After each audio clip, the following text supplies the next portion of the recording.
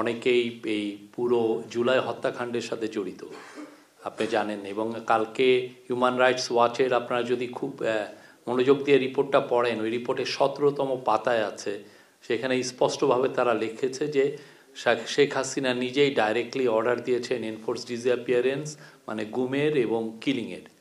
তো তারা অফিসারদের সাথে কথা বলেছে, অফিসাররা হিউম্যান রাইটস ওয়াচকে জানিয়েছে। তো যেই পার্টি দেখেন এত বড় একটা হত্যাকাণ্ড হলো বাংলাদেশের ইতিহাসে, একদম আপনার আমার চোখের সামনে দিয়ে বাচ্চা বাচ্চা ছেলে মেয়েদেরকে খুন করা হলো, এবং অনেক কত শশ ছেলে চোখের অন্ধ হয়ে গেছে, অনেকে সারা জীবনের জন্য ক্রিপল হয়ে গেছে। তো তারপরে এদের মধ্যে তো কোনো অনুশোচনা নাই, রিমোর্স নাই, রিগ্রেট নাই। এবং আপনি ওদের যদি ওয়ার্ডিং দেখেন, তারা আরও মিথ্যা কথা বলছে যে 3000 পুলিশ মারা গেছে। কত বড় জালিয়াতি, কত বড় মিথ্যা কথা। বাংলাদেশে যতদিন না তারা ক্ষমা চাচ্ছে, যতদিন না তাদের এই লিডারশিপকে ট্রায়ালের মধ্যে আনা হচ্ছে এবং তাদের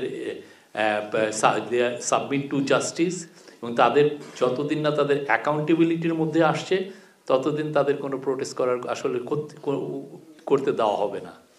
প্রোটেস্ট কোনো ধরনের কোনো, বাংলাদেশের মানুষকে আগে তাদেরকে আগে বিচারের সম্মুখীন হতে হবে। আমাদের স্পষ্ট অবস্থান এখানে, আমরা আমাদের অবস্থান তো বারবার স্পষ্ট করেছি। আমরা দুটো ডেট দিয়েছি। একটা হচ্ছে যে যদি কম রিফর্ম হয় সেক্ষেত্রে এবছরের ডিসেম্বরের মধ্যে ইলেকশনটা হবে, হ্যাঁ সেটা আমরা বলেছি, মানে ইন্টারিম গভর্নমেন্ট বলেছে। আর একটা হচ্ছে যে যদি পার্টিগুলো মনে করে যে না আমরা আরও বেশি রিফর্ম চাই থেকে, তাহলে সেক্ষেত্রে আরও 6 মাস এটা এক্সটেন্ড করা যেতে পারে, মানে জুন 2026-এর মধ্যে হতে পারে। এইটার ব্যাপারে বারবার আমাদের গভর্নমেন্ট, ইন্টারিম অ্যাডভাইজার, আমাদের মাননীয় চিফ অ্যাডভাইজার বারবার বলেছেন। এখন ইলেকশন কমিশন একটা ইন্ডিপেন্ডেন্ট, তারা তাদের কথা বলছেন। আমার মনে হয় যে এটা নিয়ে সামনে আরও কথা হবে। এই স্পষ্ট একটা যখন আসবে স্পষ্ট ডেট আপনারা শুনবেন।